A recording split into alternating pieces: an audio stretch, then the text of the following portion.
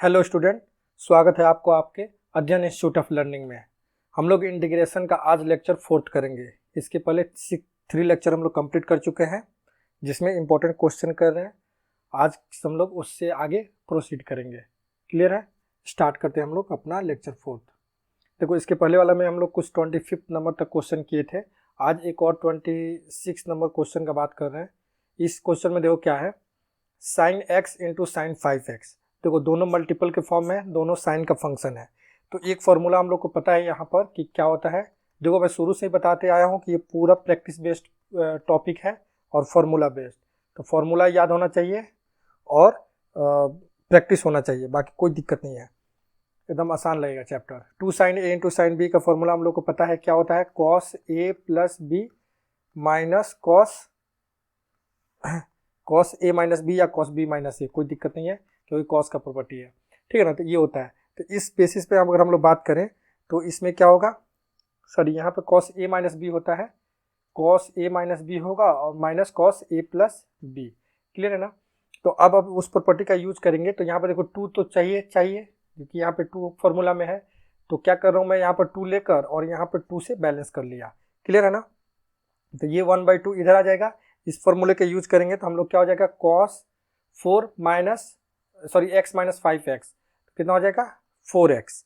ठीक है, और फिर माइनस a प्लस बी, तो 5 और 1 मिलकर कितना हो जाएगा cos 6x। ठीक है ना? ये हो गया dx। बस अब कुछ नहीं है, सिंपल हो गया। तो अब एक बार इंटीग्रेशन कर दो आप किसके साथ, cos 4x के साथ और फिर माइनस cos cx के साथ। यहाँ dx, यहाँ भी dx। ठीक है ना? ये माइनस हो जाएगा यहाँ पर, ये dx। आई बात समझ में? ये ब्रैकेट के साथ रहेगा। फिर 1/2। अब cos 4x का इंटीग्रेशन क्या हो जाएगा, वेरी सिंपल, sin 4x/4। फिर माइनस cos 6x का sin 6x/6। ये नीचे 6 क्यों आ रहा है, क्योंकि ये एंगल वाला टर्म। ठीक है ना? क्योंकि लीनियर है तो एंगल वाला टर्म नीचे आ गया। ठीक है ना? तो यही हम लोग का आंसर हो गया। क्लियर है? नेक्स्ट क्वेश्चन करते हैं 27। देखो यहाँ पे क्या है, tan square x into sine square x dx। अच्छा, एक चीज यहाँ पर हम लोग समझ लेते हैं कि जब भी tan square x into sine square x मिले तो इसको फटाक से हम लोग क्या लिख लेंगे, tan square x minus sine square x. ठीक है, या फिर अगर कोई पूछे, ऐसे पूछे या कहीं क्वेश्चन में दिख जाए cot square x into cos square x, तो हम लोग क्या लिखेंगे इसको, cot square x minus cos square x. ठीक है ना? ये चीज लिख सकते हैं जब जरूरत पड़ा तो यहाँ पर तो दोनों मल्टीपल में है तो जरूरत तो पड़ ही रहा है अलग अलग करने का, तो अलग अलग कर लेंगे। अच्छा, कोई पूछेगा ये कैसे हुआ, तो क्या बोलोगे आप, देखो हम लोग यही बोलेंगे कि tan स्क्वायर एक्स को वैसा ही रहने दो। ठीक है, cos square sine square x को क्या 1 माइनस cos स्क्वायर एक्स लिख सकते हैं, ऑफकोर्स लिख सकते हैं। यहाँ पर ये क्या हो जाएगा, tan स्क्वायर एक्स। ठीक है, और इसको मल्टीप्लाई करोगे यहाँ पर तो क्या हो जाएगा, tan square x into cos square x. अब देखो tan स्क्वायर एक्स को हम लोग क्या लिख सकते हैं, sine square x by cos square x. Cos square x cos square cancel हो गया, तो tan square x minus sine square x नहीं आ गया। तो इसी तरह सेम कॉट और कॉस के केस में भी हो जाएगा। क्लियर है? तो इसको हम लोग अलग अलग अब लिख सकते हैं। tan square x into sine square x को हम लोग क्या लिख सकते हैं, tan square x minus sine square x. ठीक है, अच्छा जैसे ही ये लिखेंगे ऐसे तो फटाक से हम लोग अलग अलग भी करके इंटीग्रेशन भी कर सकते हैं, एकदम करेंगे साइन स्क्वायर एक्स dx। ठीक है ना? अच्छा, अब tan स्क्वायर एक्स का कोई फॉर्मूला होता है क्या, नहीं होता है। तो इसको ये तो पता है ना कि सेक स्क्वायर एक्स माइनस 1 लिख सकते हैं, ये तो फॉर्मूला होता है ना, बच्चे क्लास में हम लोग करते हैं। फिर माइनस साइन स्क्वायर एक्स का भी डायरेक्ट हम लोग इंटीग्रेशन नहीं कर सकते हैं, तो इसके लिए एक ये वाला फॉर्मूला का यूज कर सकते हैं, cos 2x। देखो जब भी स्क्वायर में हो उसको एंगल में कन्वर्ट करना है। ठीक है, यहाँ पर साइन स्क्वायर है तो उसको एंगल में एंगल वाला फॉर्मूला से कन्वर्ट कर दिए। ठीक है ना? ये dx हो गया। अब देखो अब क्या करेंगे, ये सेक स्क्वायर एक्स का इंटीग्रेशन, सेक स्क्वायर एक्स का इंटीग्रेशन हम लोग को पता है क्या होता है, tan x। तो लिखते चलते हैं आप, सेक स्क्वायर एक्स का इंटीग्रेशन क्या हो जाएगा, tan x और माइनस एक्स सॉरी यहाँ पर 3/2। ठीक है, ये 3/2 नहीं है अभी, मतलब कि एक सेकंड रुक जाओ, पहले एक लाइन और हम लोग लिख लेते हैं, थोड़ा अच्छा रहेगा। यहाँ पर क्या मैं कर रहा हूँ, सेक स्क्वायर एक्स dx। अच्छा, ये माइनस dx। क्लियर है ना? यहाँ पे देखो ये माइनस माइनस ये और ये मिलकर कितना हो जाएगा, -1/2। ठीक है, dx और ये माइनस माइनस प्लस ठीक है, और प्लस में क्या होगा 1/2, ठीक है, cos 2x dx ऐसे हो जाएगा। सबको अलग अलग कर दिया।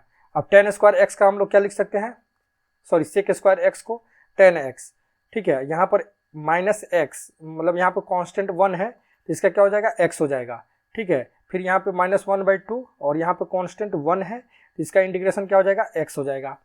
फिर प्लस 1/2 और cos 2x का क्या हो जाएगा sin 2x, और ये एंगल वाला चीज नीचे आ जाएगा 2 + c, यही हम लोग का आंसर हो जाएगा। थोड़ा और अच्छा से लिखना चाहें तो इन दोनों को एक साथ ऐड करके लिख सकते हैं। तो क्या लिखेंगे tan x माइनस ये दोनों ऐड होकर, क्योंकि दोनों निगेटिव साइन में है, तो क्या हो जाएगा 3/2x plus 1/4 sin 2x plus c, ये आंसर हो जाएगा। ठीक है, आई होप आप लोग को समझ में आया होगा। नेक्स्ट क्वेश्चन करते हैं। ये देखो ये क्वेश्चन क्या है, cos square plus cos square x, sorry x square plus cos square x dx by x square plus 1 into sine square x, ठीक है ना। अब देखो, अब इसको हम लोग को इंटीग्रेट करना है, तो इंटीग्रेट करने के लिए क्या करना है, ऐसा टर्म सोचना है ऊपर कि जो नीचे है उससे वो मैच हो जाए, क्योंकि यहाँ पर x स्क्वायर प्लस 1 है, यहाँ पर x स्क्वायर है, तो ऐसा नीचे ऊपर भी एक टर्म x स्क्वायर प्लस 1 अगर आ जाए तो हम लोग दोनों को अलग अलग करके कैंसिल कर सकते हैं, क्योंकि ये तो मल्टीप्लाई में है ना, तो एक बार इसके साथ हो जाएगा, एक बार इसके साथ हो जाएगा।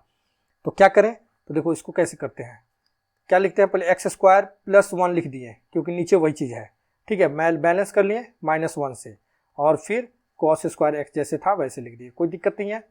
यहाँ क्या लिख देंगे x square plus 1 into sine square x, और ये dx अपना हो जाएगा। क्लियर है, ये स्टेप समझने में कोई दिक्कत नहीं होनी चाहिए। अब देखो यहाँ पर क्या होगा, यहाँ पर x स्क्वायर प्लस 1 लिख दिए, और ये दोनों मिलकर मतलब कि होता है क्या है, sine square x plus cos square x equal to 1 होता है।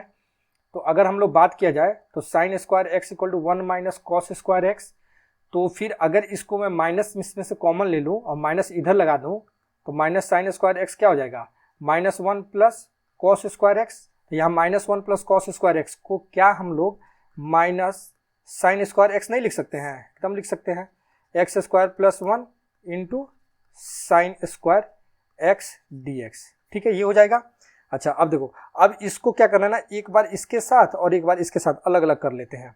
तो जैसे ही इसको इसके साथ अलग अलग करेंगे तो इतना तो समझ में आ ही जा रहा होगा कि ये दोनों कैंसिल हो जाएगा, बचेगा क्या 1/sin स्क्वायर x, ठीक है, dx माइनस, फिर इसके साथ ये कैंसिल हो जाएगा तो क्या बचेगा 1 plus x square dx। Clear है, कुछ मुश्किल काम नहीं है। अच्छा 1/sin स्क्वायर x को हम लोग क्या बोल सकते हैं, कॉसेक स्क्वायर x dx, ठीक है ना, ये बोल सकते हैं। और ये तो अपना वैसे ही रहेगा क्योंकि ये क्लियरली दिख रहा है कि tan इनवर्स x का फॉर्मूला है, ठीक है। तो ये कॉसेक स्क्वायर x को हम लोग क्या बोलेंगे, माइनस कॉट x, ठीक है, फॉर्मूला में लिस्ट में देखो आप लोग, लेक्चर 1 में ये सब मिल जाएगा आपको। और 1/1 प्लस x स्क्वायर का भी फॉर्मूला है direct, tan inverse x plus c, यही आंसर हो जाएगा, ठीक है, कुछ मुश्किल काम नहीं है, आई बात समझ में। अब इसको अगर थोड़ा सा और करना चाहें तो हम लोग इसको प्लस कर सकते हैं, ठीक है। प्लस कैसे करना है, देखो यही क्वेश्चन को किसी किसी बुक में दूसरे टाइप का आंसर दे सकता है, कैसे, minus cot X plus cot inverse X plus C, तो वो भी आंसर सही है, कोई दिक्कत नहीं है। अब कोई पूछेगा सर यहाँ पे माइनस tan इनवर्स एक्स था, इसको प्लस कॉट इनवर्स एक्स कैसे लिख दिए, तो मैं बता रहा हूँ यहाँ पर थोड़ा सा एक चीज़ हम लोग को पता है कि tan inverse X plus cot inverse X equal to π/2 होता है।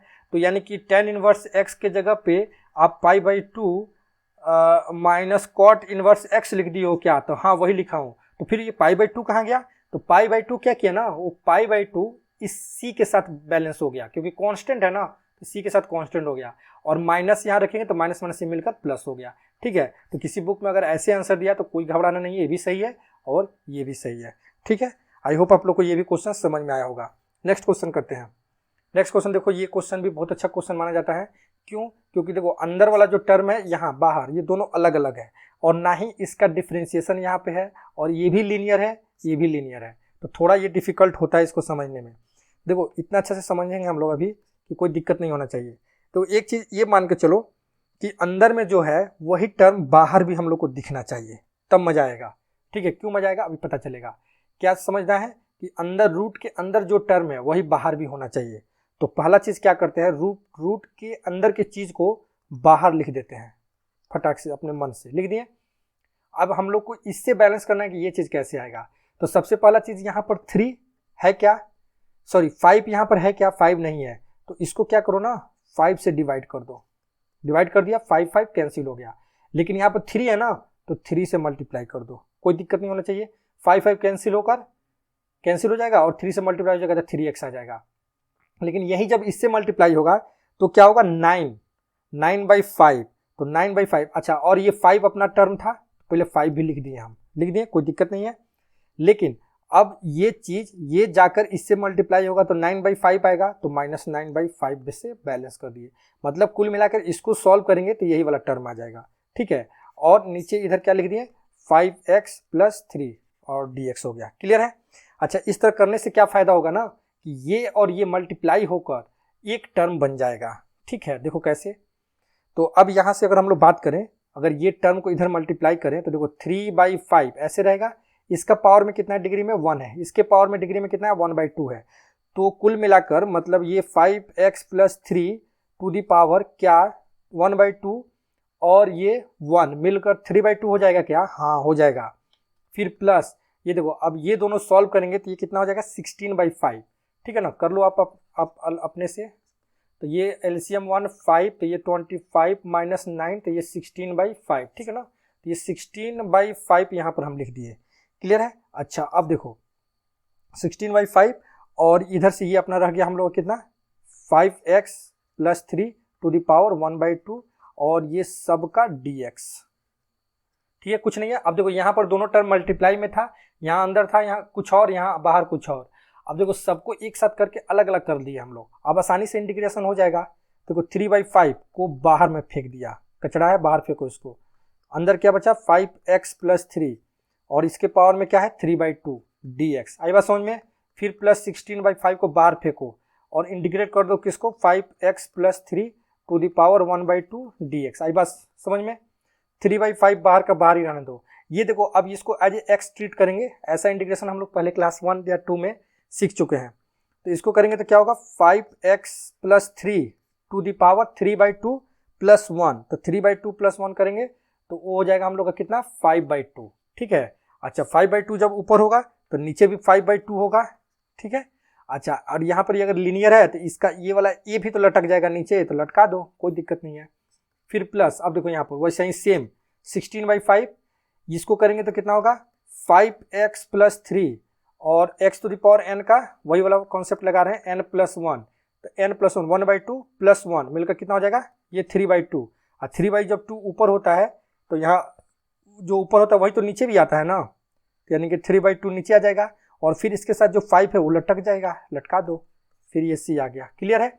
अब ये सब कहानी को सॉल्व करेंगे अगर हम लोग तो कितना आएगा 6/125, ये खुद से कर सकते हो आप लोग, 5x + 3 और ऊपर क्या होगा 5/2, ठीक है ना। फिर इसको भी सॉल्व करेंगे अगर हम लोग तो कितना आ जाएगा 32/75, आई बात समझ में।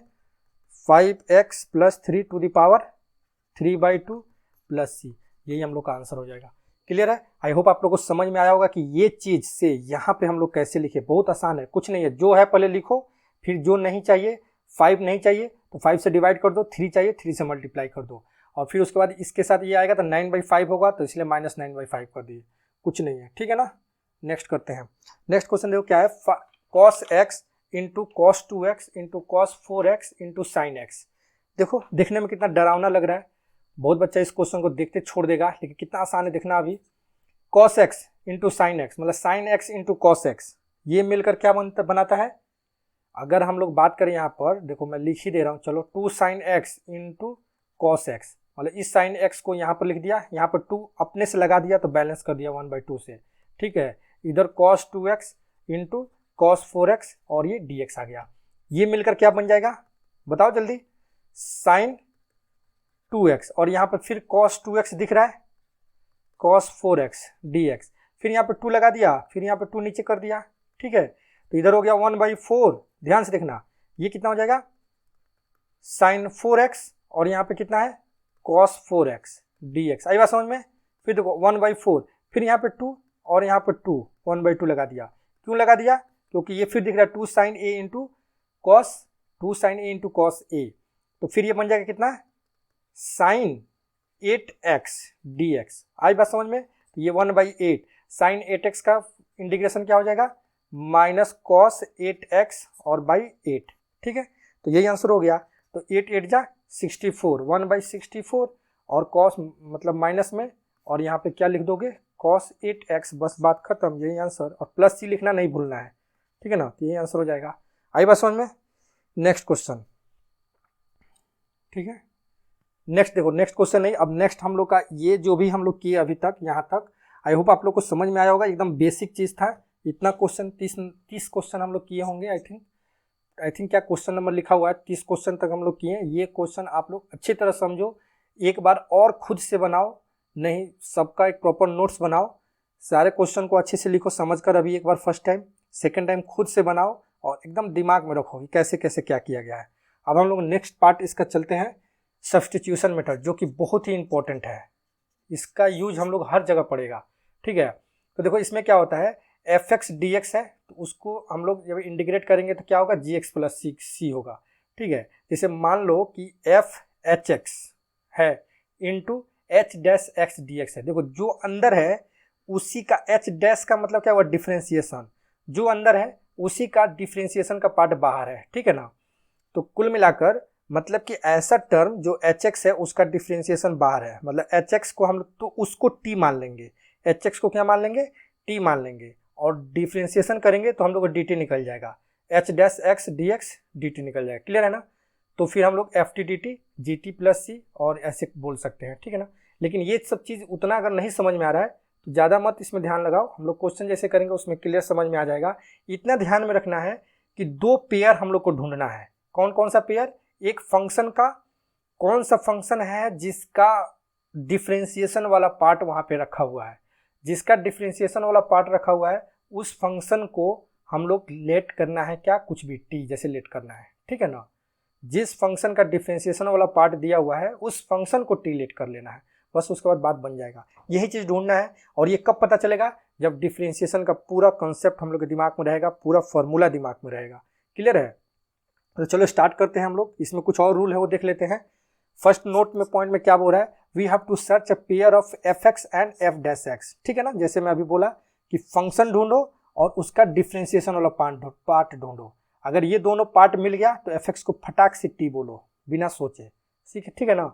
अच्छा, उसको लेट टी करके अंज्यूम कर लेना है, और कंपोजिट टर्म में टर्म को टी लेट कर लेना है, क्योंकि उससे सिंप्लीफाई हो जाएगा। वो क्वेश्चन जैसे आएगा मैं बताते चलूंगा, ठीक है। दूसरा तीसरा काम क्या होगा कि रेडिकल साइन, मतलब इस टाइप का जो भी साइन आता है क्वेश्चन में तो हम लोग थोड़ा सा घबरा जाते हैं या डर जाते हैं, तो कैलकुलेशन थोड़ा लेंदी टाइप का दिखता है। तो हमेशा ट्राई करना है कि इस सब टाइप का जो भी रेडिकल साइन हो उसको हटाने का। अब उसको हटाने के लिए हम लोग को जो लेट करना पड़े, जैसे यहाँ पर x है तो x रूट में है तो x को t स्क्वायर लेट कर लेंगे तो ये रूट वाला टर्म हट जाएगा ना। इसी तरह से जैसे यहाँ पर x रूट 3 है तो x को क्या मान लेट कर लेंगे, t क्यूब लेट कर लेंगे तो खत्म हो जाएगा t से, ठीक है ना। तो उस टाइप का, तो ज़्यादा नहीं समझना अभी, बस इतना समझो कि fx और f डैश x का पेयर ढूंढना है। बाकी हम लोग क्वेश्चन से सब प्रैक्टिस में ला लेंगे। इसमें कुछ भी थ्योरी ज़्यादा नहीं होता है, थ्योरी नाम पे कुछ नहीं है, बस डायरेक्ट क्वेश्चन ही होता है, ठीक है। तो अभी हम लोग कर रहे हैं कौन सा, सब्स्टिट्यूशन मेथड। तो चलो देखो, जैसे यहाँ पर है x cube by 1 plus X square, ठीक है ना। क्या है, x cube by 1 plus X square. तो इस क्वेश्चन में अब हम लोग बात करेंगे, तो देखो डी एक्स है, तो इसमें अगर हम लोग करना चाह रहे हैं, हाँ, X cube by 1 plus X to the power 4 D X, ठीक है ना। अब इसको में देखो, अब इसमें हम लोग को ढूंढना है कि किसका डिफ्रेंसिएशन वाला पार्ट है। तो मान लो कि हम लोग नीचे वाले को लेट कर लेते हैं कुछ समय के लिए, क्या, जैसे कि 1 plus X to the power 4 को हम लेट कर लिए टी।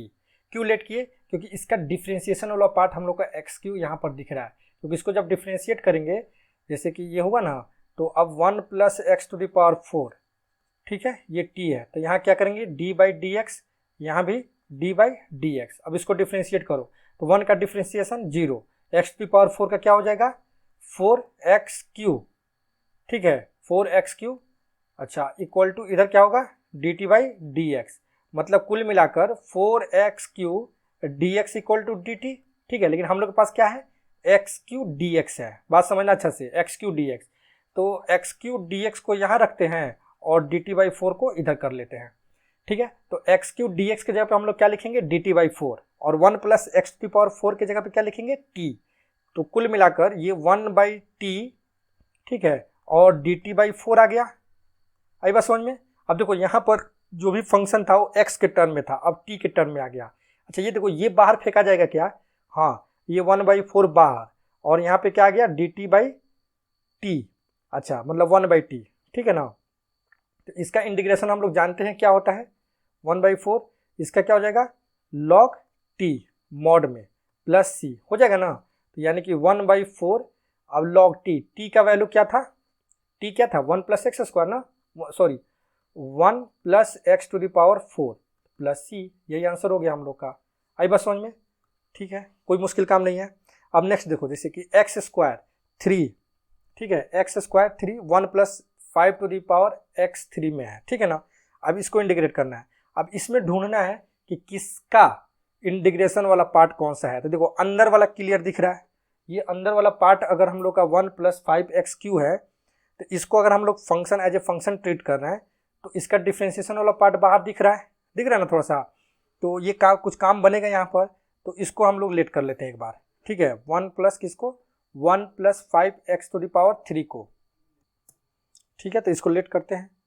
तो जैसे कि 1 प्लस 5 एक्स क्यू को मैं क्या किया, टी लेट कर लिया, ठीक है ना। अब इसको डिफ्रेंशिएट करते हैं एक बार, ठीक है, क्या करेंगे, 1 plus 5 x Q D by D X, और इधर भी डी बाई डी एक्स करेंगे। तो देखो 1 का तो फिर 0, यहाँ पे क्या बचेगा 5, और इनटू ये 3 हो जाएगा एक्स स्क्वायर डी एक्स, ये डी एक्स इधर आ जाएगा, equal to D T. Clear है। चलो यहाँ पर अगर नहीं समझ में आ रहा है तो ये पहले डी एक्स यहीं पर रहने दो, इसको डिफ्रेंशिएट करेंगे तो ये चीज़ आएगा, ये कितना हो जाएगा फिर 15 एक्स स्क्वायर, और ये डी एक्स इधर आ गया, तो बचा क्या, डी टी। अब क्लियर समझना अच्छा से, हम लोग के पास क्या है यहाँ पर एक्स स्क्वायर डी एक्स है, तो क्या करते हैं ना, एक्स स्क्वायर डी एक्स को उधर रहने दो, और इधर लिख लो क्या, डी टी बाई 15। आई बात समझ में, ये चीज़ लिख दिए। अब क्लियरली समझना, अब एक्स स्क्वायर डी एक्स के जगह पे हम लोग को क्वेश्चन में क्या लिखना है, एक्स स्क्वायर डी एक्स के जगह पे क्या लिखना है, डी टी बाई, बाद में लिखेंगे, बाद में, पहले रुक जाओ, लास्ट में इधर लिख देना है डी टी बाई 5, ठीक है। और यहाँ पर क्या लिखना है, क्यूबिक रूट के अंदर में क्या लिखना है, टी लिखना है, क्योंकि टी ने लेट किए थे, ठीक है। अब देखना समझना अच्छा से, यानी कि T to the power 1 by 3, और ये 5 बाहर, 1 बाई 5 को बाहर कर दिया, कोई दिक्कत नहीं होना चाहिए, और यहाँ पर डी टी। क्लियर है, आई होप आप लोग को समझ में आया होगा। अब ये तो टी के टर्म में आ गया ना, कितना आसान हो गया। तो अब सॉरी यहाँ 15 था ना, 15, तो यहाँ 15 लिखना है, 15। अब देखो टी, इसको इंटीग्रेट करेंगे तो क्या हो जाएगा, 1 बाई 3 प्लस 1, और नीचे भी वही सेम 1 बाई 3 प्लस 1। आई बात समझ में। तो कुल मिलाकर ये इधर हो गया क्या हम लोग का 1 बाई 15, ठीक है, और टी टू द पावर कितना हो जाएगा 4 बाई 3, और नीचे भी क्या हो जाएगा 4 बाई 3। आई बात समझ में। तो ये देखो ये जब ऊपर जाएगा तो कितना हो जाएगा 3 से, ये 3 से ये कैंसिल हो सकता है ना, 3 5 से 5, तो 5 4 जा 1 बाई 20, ठीक है। और टी की जगह पे हम लोग क्या लेट किए थे, 1 प्लस लिख दे रहा है लास्ट में जो लेट किए थे, क्योंकि टी का तो हम लोग कोई क्वेश्चन में है ही नहीं टर्म, तो ये, और इसके पावर में 4 बाई 3, और प्लस सी लिखना नहीं भूलना है। तो यही हम लोग का आंसर हो गया, प्लस सी तो हम लोग को यहीं से लगाना पड़ेगा, तो यहीं पे लगा दो, ठीक है। तो यही हम लोग का आंसर हो गया, कुछ मुश्किल नहीं है। पहले देखो हम लोग इसको लेट कर लिए, क्योंकि इसका डिफ्रेंशिएशन एक्स क्यू का डिफ्रेंशिएशन हम लोग को पता है कि एक्स स्क्वायर होता है, तो एक्स स्क्वायर डी एक्स दिख गया, तो लेट कर लिए, ठीक है। नेक्स्ट क्वेश्चन करते हैं। देखो नेक्स्ट क्वेश्चन में क्या है, साइन इनवर्स एक्स और 1 by 1 minus X square D x. Clear है। अब देखो अब क्लियरली पता चल रहा है यहाँ पर, अगर डिफ्रेंशिएशन का थोड़ा भी नॉलेज है आप लोगों को, थोड़ा भी फॉर्मूला याद है, तो साइन इनवर्स एक्स को अगर हम लोग टी लेट करें तो उसका डिफ्रेंशिएशन वाला पार्ट यहाँ पर ये रखा हुआ है। तो हम लोग लेट क्या करेंगे, साइन इनवर्स एक्स को हम लोग टी लेट करेंगे, और दोनों side D by D x, इसी तरह D by D x. Sign inverse X का डिफ्रेंशिएशन क्या हो जाएगा 1 बाई 1 माइनस एक्स स्क्वायर, और इधर क्या बचा D T by D X, ये डी एक्स इधर चला जाएगा, यानी कि D X by 1 minus X square equal to D T. तो ये पूरे टर्म को हम लोग क्या लिख देंगे डी टी, ठीक है ना। और E to the power sine inverse X को हम लोग क्या लिख लिए, यहाँ पर क्या लेट किए थे अभी टी, तो ये टी हो गया, ठीक है, और यहाँ पर डी टी, और इसका इंटीग्रेशन तो हम लोग को पता ही होता है क्या होता है, ई टू द पावर टी ही हो जाएगा प्लस सी, यानी कि ई टू द पावर टी का वैल्यू क्या है साइन इनवर्स एक्स, और ये प्लस सी, यही आंसर हो जाएगा।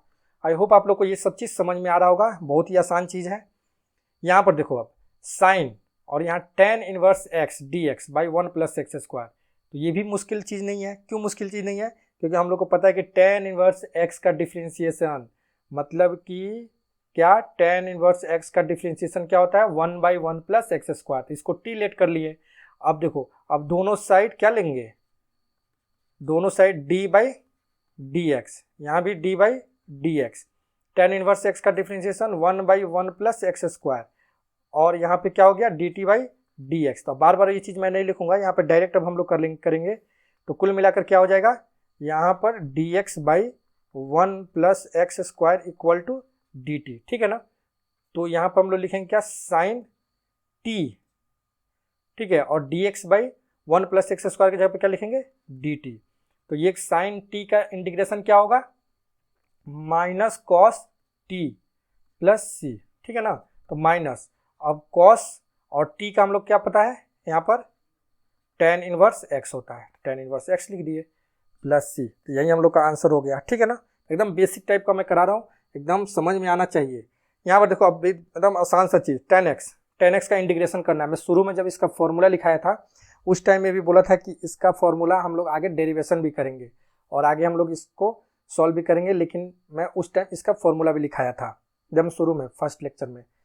यहाँ पे देखो टेन इनवर्स एक्स दिया है, सॉरी टेन एक्स दिया है, तो टेन एक्स को हम लोग ऐसे लिख सकते हैं क्या बच्चा जी सा, sine x by cos x D x, एकदम लिख सकते हैं।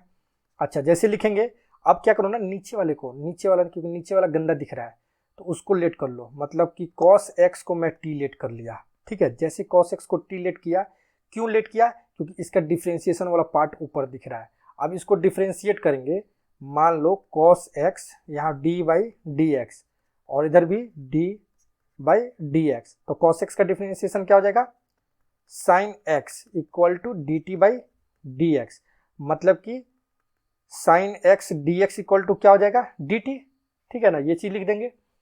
तो अब यहाँ से देखो, यहाँ से तो इसके बाद हम लोग क्या बोलेंगे, ऊपर साइन एक्स डी एक्स की जगह पे क्या लिखेंगे डी टी, और नीचे क्या हो जाएगा कॉस एक्स की जगह पे टी टी, ठीक है ना।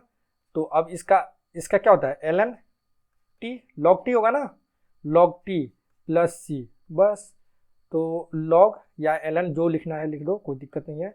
एल एन टी, टी की जगह पे क्या हम लोग लेट किए थे कॉस एक्स, तो ये हो गया क्या कॉस एक्स प्लस सी, तो यही आंसर हो गया, ठीक है। तो आई होप आप लोग को ये भी क्वेश्चन समझ में आया होगा। अब देखो, अब इसी क्वेश्चन को अगर अलग अलग फॉर्म में लिखना चाहें तो हम लोग आराम से लिख सकते हैं। कैसे, एल एन को हम लोग बोल सकते हैं या जैसे कॉस इनवर्स एक्स भी बोल सकते हैं, ठीक है, मतलब उल्टा पुल्टा करके बहुत सारा इसको फॉर्म में लिख सकते हैं। इसको हम लोग एल एन सेक एक्स भी बोल सकते हैं प्लस सी, ठीक है।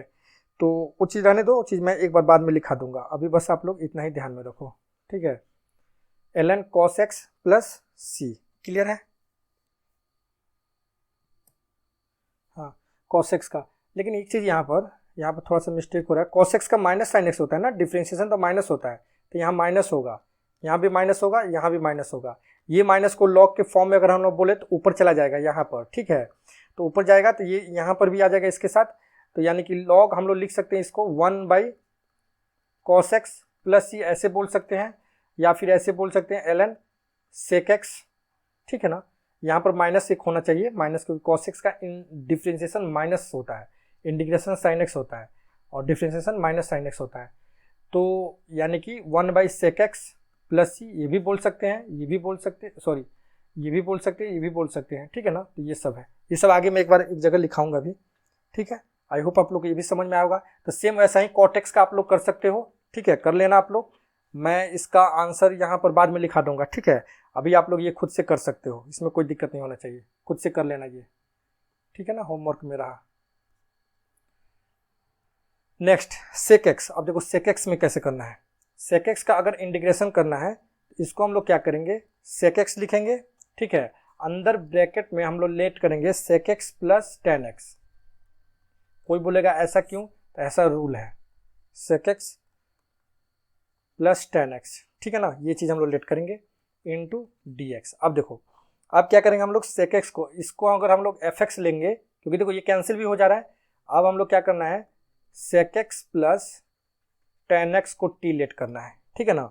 Sec X plus tan X को अगर टी लेट करेंगे तो अगर इसका हम लोग डिफ्रेंसिएशन करेंगे तो वो क्या हो जाएगा सेक एक्स, ये पूरे वाला टर्म आ जाएगा ऊपर वाला sec X, sec square X plus tan X हो जाएगा, मतलब डिफ्रेंसिएशन करेंगे तो क्या हो जाएगा sec square X plus sec X into tan X, ठीक है, और डी एक्स इक्वल टू क्या आ जाएगा डी टी आ जाएगा, ठीक है। तो यहाँ पर हम लोग लिख सकते हो ऊपर डी टी बाई, इसके जगह पे क्या लिख सकते हैं टी, ठीक है, और ये हो गया।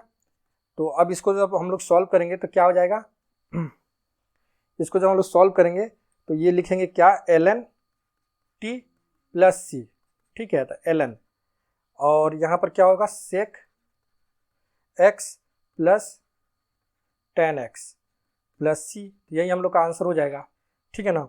और इसको अगर हम लोग चाहें तो माइनस करके फिर माइनस बाहर ले जाकर और भी बहुत सारा फॉर्मूला इसका हम लोग कर सकते हैं, वो सब फॉर्मूला मैं एक जगह लिखा दूंगा। लेकिन अभी बस आप लोग ये समझो कि सेक एक्स डी एक्स का इंटीग्रेशन क्या होगा L N sec X plus tan X plus C, ठीक है ना।